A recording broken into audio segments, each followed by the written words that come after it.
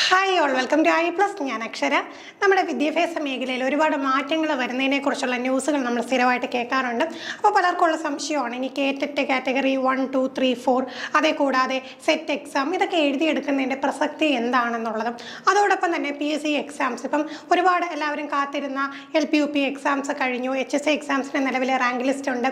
അപ്പോൾ ഇനി പുതിയ എക്സാം വരുന്നതിന് മുമ്പായിട്ട് HSA HSST ലയനം വരുമോ, അങ്ങനെ ഒരുപാട് സംശയങ്ങൾ എല്ലാവർക്കും ഉണ്ട്. അപ്പം മനസ്സിലാക്കുക, നമ്മുടെ പുതിയ വിദ്യാഭ്യാസ നയം എന്ന് പറയുമ്പോഴത്തേക്കും ഒരു ദിവസം കൊണ്ട് പെട്ടെന്ന് ഇംപ്ലിമെൻറ്റ് ചെയ്യുന്ന ഒരു കാര്യമല്ല. അതിൻ്റേതായിട്ടുള്ള സമയം എടുക്കും. പതുക്കെ ആയിരിക്കും അത് ഇംപ്ലിമെൻറ്റ് ചെയ്ത് വരുന്നത്. ഇനിയിപ്പോൾ യോഗ്യതാ പരീക്ഷകൾ നേടാത്തത് കൊണ്ട് നിങ്ങളുടെ അവസരങ്ങൾ നഷ്ടപ്പെട്ടു പോയി കഴിഞ്ഞാൽ അതിൻ്റെ ഉത്തരവാദിത്വം നിങ്ങൾക്ക് തന്നെയാണ്. അപ്പോൾ ഏറ്റവും ആദ്യം നിങ്ങൾ അറിയേണ്ട കാര്യം എന്താണെന്ന് വെച്ച് കഴിഞ്ഞാൽ നമ്മൾ ആഗ്രഹിക്കുന്ന പൊസിഷനിൽ എത്തിച്ചേരാൻ, അധ്യാപക തസ്തികയിൽ എത്തിച്ചേരാനായിട്ട് വേണ്ട മിനിമം യോഗ്യത ആദ്യം തന്നെ നേടിയെടുക്കുക എന്നുള്ളതാണ്.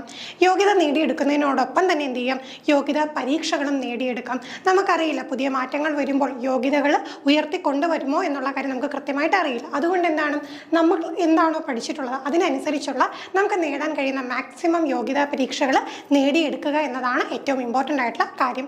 അപ്പോൾ ഇത്തരത്തിലുള്ള കാര്യങ്ങളുള്ള സംശയങ്ങളൊക്കെ ഉണ്ടെങ്കിൽ നിങ്ങൾക്ക് തീർച്ചയായിട്ടും നമ്മുടെ ചാനലിലൂടെയുള്ള എല്ലാ അപ്ഡേറ്റ്സും ലഭിക്കുന്നതാണ്. ഇത്തരം പരീക്ഷകൾക്ക് പ്രിപ്പയർ ചെയ്യാനായിട്ടുള്ള എല്ലാ ഹെൽപ്പും പ്രൊവൈഡ് ചെയ്തുകൊണ്ട് ഐ+ൻ്റെ കോഴ്സുകളെല്ലാം അവൈലബിൾ ആണ്. നിങ്ങൾക്ക് എന്തെങ്കിലും ഡീറ്റെയിൽസ് അറിയണമെന്നുണ്ടെങ്കിൽ നമ്മുടെ ബോർഡ് നമ്പറിൽ കോൺടാക്ട് ചെയ്താൽ മതി. അപ്പോൾ എല്ലാ കാര്യങ്ങളും കൃത്യമായിട്ട് അറിയാനായിട്ട് നമ്മുടെ ചാനൽ സബ്സ്ക്രൈബ് ചെയ്യാം. മറ്റൊരു വീഡിയോയുമായി വീണ്ടും കാണാം. താങ്ക്